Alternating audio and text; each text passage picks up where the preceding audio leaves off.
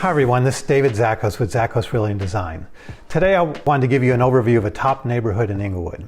You know, as Sarasota and Venice grow, the beaches become more sought after. The southernmost part of the county, I think, is a great option for people trying to find a home in our area and be close to the beach. In this video, I'll give you a top overview of one of the top neighborhoods, and that's Englewood ISLES.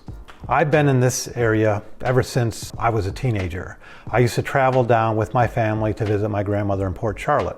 And in the 70s, the only way to travel down to Port Charlotte was to take US 41, which runs through all the main towns: Sarasota, Osprey, Nokomis, Venice, Northport, which used to be North Port Charlotte, and then on to Port Charlotte. You know, I-75 now kind of follows that same pattern, and most of the growth in our area follows the 41 and the I-75 corridor. It's for this reason that Englewood misses much of the traffic. In order to get to Englewood, you have to leave US 41 in Venice, and you travel down what's called Highway 776 or Englewood Road. And it's a great little town, close to the beaches, yet just a few minutes to all the other big towns. Englewood ISLES is a deed-restricted waterfront community in northern Englewood. It's situated on Fork Creek. You've got a combination of waterfront homes and non-waterfront homes. You've got villas and condos, both with deeded boat slips and without. There's actually 6 different sections of Englewood ISLES with over 500 different homes. It was initially developed in the 1970s,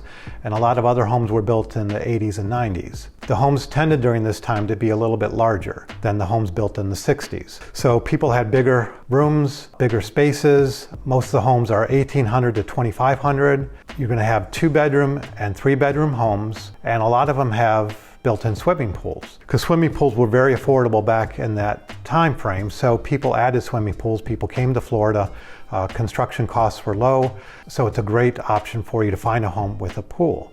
I probably don't have to tell you that post-COVID, people desire private pools over community pools. My wife has been a swimming pool designer since the 90s, and I've seen the cost of pools quadruple since that time.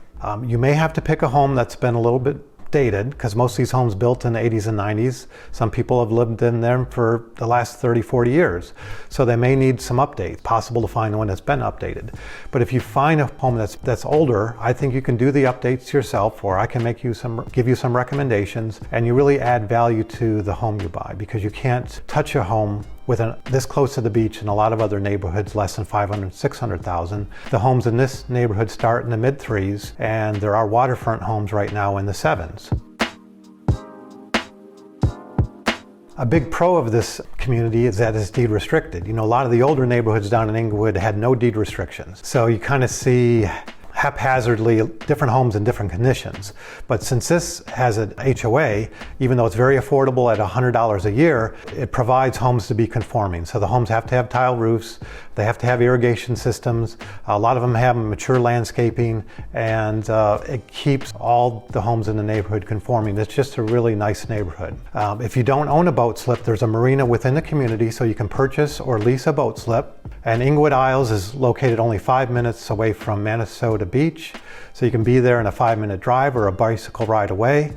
There's 2 other beaches close to the area. Within 10 to 12 minutes, you can be on Middle Beach or on Englewood Beach. You can be within 5 or 6 minutes down the small historic downtown West Dearborn, which has some shopping and dining. I really feel this is a great community for people to consider outside of Venice and Welland Park, which is getting very expensive and very hard to find a home. If you have any questions about this community, any other surrounding communities, any questions about Englewood, I've been in the area for a long time. I actually worked in Englewood Elementary years ago and was a volunteer for the Police Athletic League in Englewood, so be happy to answer any questions you have. Thanks for watching. Look forward to speaking with you again soon.